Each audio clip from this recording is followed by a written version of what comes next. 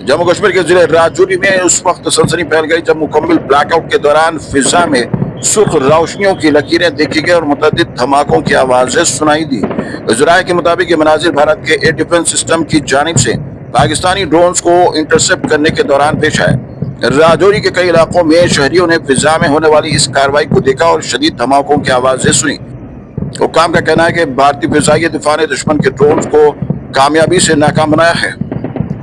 बताया जा रहा है कि पंजाब के जालंधर, पठानकोट, अमृतसर और फिरोजपुर में अभी एक बार फिर ब्लैकआउट नाफिज कर दिया गया है, जिसकी वजह से शहरों की हर गली और मोहल्ले में अंधेरा छा गया है। बताया जा रहा है कि मज़कूरा तीनों शहरों में आज फिर सायरन बजाए गए, मुकम्मल तौर पर ब्लैकआउट हो गया। वाज़ेह है कि हमले के खदशे के पेश नजर इंतजामिया ने मज़कूरा इलाकों में ब्लैकआउट नाफिज कर दिया है। याद रहे कि गुज़िश्ता रात भी पाकिस्तान की जानिब से भारत के 36 मकामात पर हमले की कोशिश की गई थी, जिसे भारत ने नाकाम बना दिया।